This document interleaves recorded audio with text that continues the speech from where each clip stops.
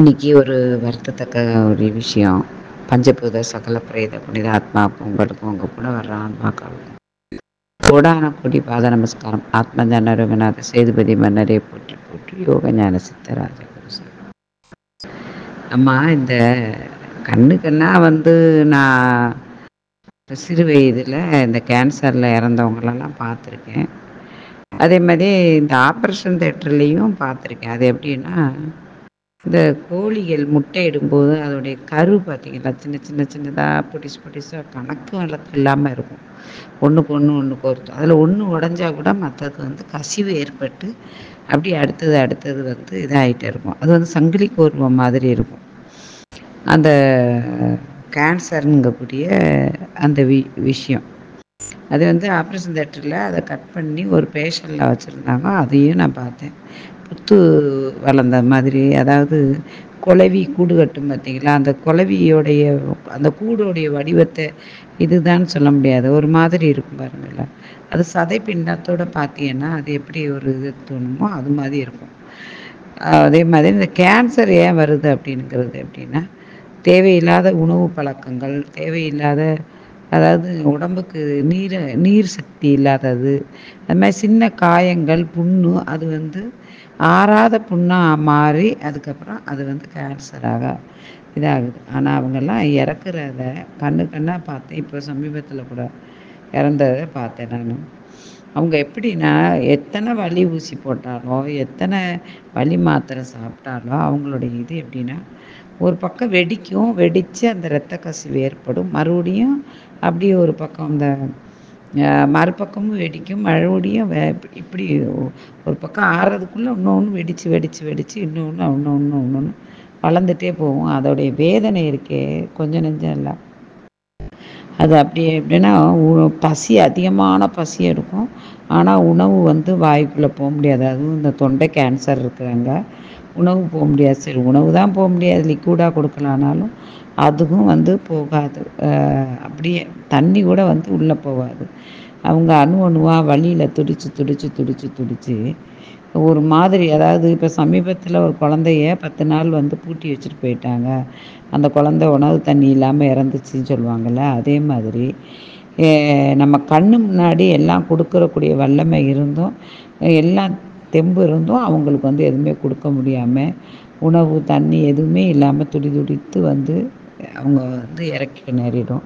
அது மாத்திரம் இல்லை, இந்த குளுக்கோஸ் போட்டிருக்கனால, குளுக்கோஸுனால என்ன ஆகுது அப்படின்னா, தெம்பு கிடைக்கும்போது என்ன ஆகுதுன்னா, அந்த இன்னும் வலிகள் அதிகமாகி அந்த சாகக்கூடிய பூச்சி இருக்கு இல்லையா, அந்த அந்த நுண்ணுயிர்கள், அதுகளுக்கு நம்ம ஊட்டம் கொடுக்குற மாதிரி இன்னும் துன்பங்கள் அதிகமாகும். ரெண்டாவது, இந்த மாதிரி இல்லைன்னா டாக்டர்கள் முக்கியமாக பார்க்க முடியும். ஆனால் அவங்களே எழுதி வாங்கிடுவாங்க, பார்க்க முடியாது அப்படின்ட்டு. சில பேரை பார்க்கவே மாட்டாங்க, வீட்டுக்கு அனுப்பிச்சி வச்சுருவாங்க. இது சமயத்தில் உள்ளவங்களையும் தான் அப்படி தான் வீட்டுக்கு அனுப்பிச்சி வச்சுருவாங்க, பார்க்க மாட்டாங்க. ஏன்னா அவங்களுக்கு முடியும் கட்டத்தில் இருக்குங்க. ஆனால் அந்த ரோசத்தினாலையும் அவங்களுக்கு இந்த மரண பயம்ங்கிறது ஒன்று வந்ததுக்கப்புறம் அவங்க போராடுவாங்க. அதுலேயும் முக்கியமாக ஒன்று சொல்கிறேன், நல்லா கேளுங்க. உத்தராயண காலம் அப்படிங்கிற ஒரு காலம் இருக்குது. அது எப்படின்னா, தை, மாசி, பங்குனி, சித்திரை, வைகாசி, ஆனி, இந்த மாதங்கள் ஃபுல்லாமே தேவர்களுக்கு ஒரு 6 மாத காலங்கள் ஒரு இரவு.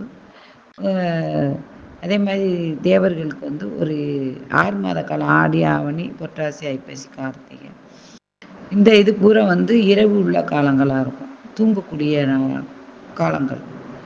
அப்படிப்பட்ட காலங்களில் இப்போ ஆடி மாதம், ஆவணி மாதம், புரட்டாசி, ஐப்பசி, கார்த்திகையில் இறக்குறாங்க இல்லையா, அவங்கெல்லாம் எங்கே போய் நிற்பாங்க?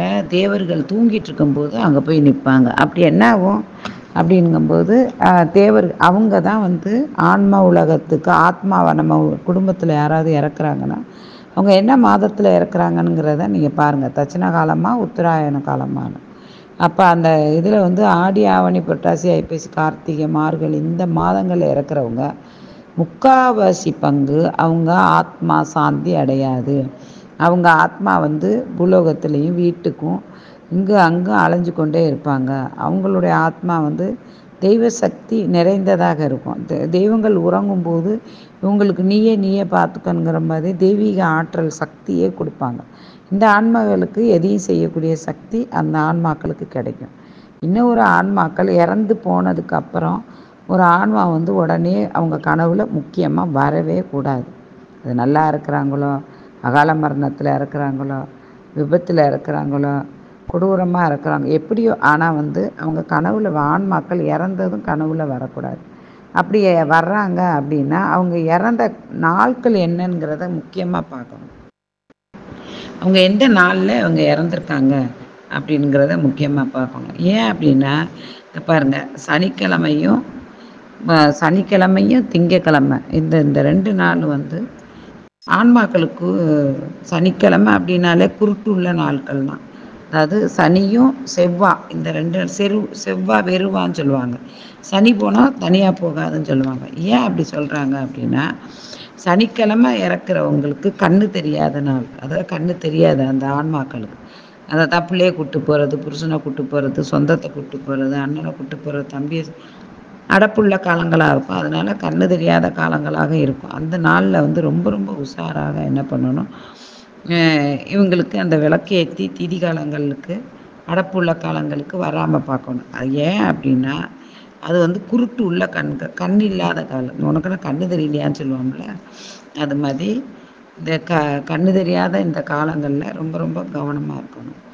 அதே சமயத்தில் ஞாயிற்றுக்கிழமை எடுத்துக்கிறீங்க அப்படின்னா, ஞாயிற்றுக்கிழமை ஒத்த கண் உள்ள நாட்கள். ஞாயிற்றுக்கிழமையும் திங்கக்கிழமையும் ஒத்த கண் உள்ள நாள். இந்த கண்ணுகளில் இதில் வந்து என்ன ஓரளவு ஆன்மாக்கிட்ட இருந்து அந்த குடும்பத்தை காப்பாற்றலாம். அவங்க இறக்குற மாதங்களையும் கணக்கிட வேணும், திதிகள் கிழமைகளையும் கணக்கிட வேணும். அதே மாதிரி டேட் இருக்குது, அந்த டயத்தில் எந்த டயத்தில் இறக்குறாங்க அப்படிங்கிறதும் கணக்கிடணும். இது ரொம்ப 3 முக்கியமானது. அதே மாதிரி வியாழக்கிழமை புதன்கிழமை அவங்க இறக்குறாங்க அப்படின்னா, புதன்கிழமெல்லாம் இறக்குறாங்க அப்படின்னா, வெள்ளிக்கிழமை இதிலெல்லாம் இறக்குறாங்கன்னா 2 கண்ணு உள்ள நாட்கள். ஆனால் முக்கியமாக வியாழக்கிழமை வந்து இறக்கக்கூடாது. வியாழக்கிழமை இறந்தா என்ன ஆகுனா, அந்த சொந்தக்காரங்க மனைவியவோ கணவரோ இல்லை பிள்ளைகளோ அவங்க என்ன பண்ணால் வியாழந்தோறும் ஒரு வஸ்திர தானம் பண்ணணும். வஸ்திரமும் உண்மையை சொல்லணும்னா வைடூரியம் தானம் பண்ணணும். வைடூரியம் பெரிய பணக்காரங்களாக இருந்தால் அவங்க வைடூரியத்தை தானம் பண்ணணும். அதுதான் இல்லாதவர்களுக்கு இதுக்கு ஒரு பெரிய கதையே உண்டு. நான் சொல்லியிருக்கேன். இல்லாதவங்களுக்கோ இவங்களுக்கு இந்த பயனுள்ளவங்களுக்கு இதை தானம் பண்ணணும். அப்படி இல்லைன்னா வியாழந்தோறும் நம்ம அந்த மரணப்படுக்கை அடுத்த மரணம் நமக்கு ஏற்படும் வரையும் வியாழந்தோறும் ஒரு வஸ்திர தானம் பண்ணணும். அதனால் இந்த இன்னும் விரிவாக்கங்கள் வந்து நான் அடுத்த இதில் வந்து பதிவில் நான் சொல்கிறேன். அதாவது தட்சிணா காலம் உத்தராய காலத்தில் இந்த ஆன்மாக்கள் நமக்கு என்னென்ன பண்ணும் அப்படிங்கிறத நான் சொல்கிறேன். இதுதான். ஆனாலும் ஒரு விஷயம் நல்லா தெரிஞ்சுக்கிறோங்க. இப்போ நிறைய பேர் இப்போ ஒருத்தர் இறக்குறாரு அப்படின்னா அந்த ஏரியாவில் ஒரு 10-20 பேராவது இறக்குறாங்க. எப்படி இறக்குறாங்கன்னா எல்லாமே கேன்சர் தான். இங்கே ஹாஸ்பிட்டலுக்கு நுழைஞ்சா 3 வார்டு 4 வார்டு நிறைஞ்சு பேருக்கு கேன்சர் தான். வருமுன் காப்பது தான் புத்திசாலி, வந்த பிறகு காப்பது புத்திசாலி இல்லை. நமக்கு ஒரு நோய் வருது அப்படின்னா முன்கூட்டியே நம்ம உடம்புல அக்கறை காட்டி நம்ம உடம்ப ரொம்ப ரொம்ப பாதுகாக்கணும். அப்படிங்கிறதுக்காக இதில் பார்க்குறவங்க பார்க்காதவங்க கேன்சர் வரக்கூடியவங்க வந்தவங்க வந்து இருக்கிறவங்க தன்னை காப்பாற்றிக்கிறது என்னங்கிறத முன்கூட்டியே செயல்படுங்க. இல்லைன்னா அது மாதிரி ஒரு துன்பம் எதுவுமே இல்லை. பல ஆயிரக்கணக்கான அம்புகளை வச்சு உடம்புல குத்தி வெயிலில் உட்கார வச்சுருக்கிற மாதிரி சாகவும் முடியாது வாழவும் முடியாது, துடிச்சு அவங்க வந்து உயிரை இழக்க வேண்டியது வரும். அதனால் தயவுசெய்து கேன்சர் வரலையேங்கிறதுனால நம்ம தைரியமாகவும் இருக்கக்கூடாது. கேன்சர் வந்தவங்களும் ஐயோ வந்துருச்சேங்கிறதும் இது பண்ணி இருக்கக்கூடாது. அதுக்கு என்ன முறை அதை நீங்கள் முன்கூட்டியே பார்த்து தன்னை காப்பாற்றிக்கிறங்க. அதுதான் நல்லது. வாழ்க வளமுடன். ஜெய் ஸ்ரீராம்.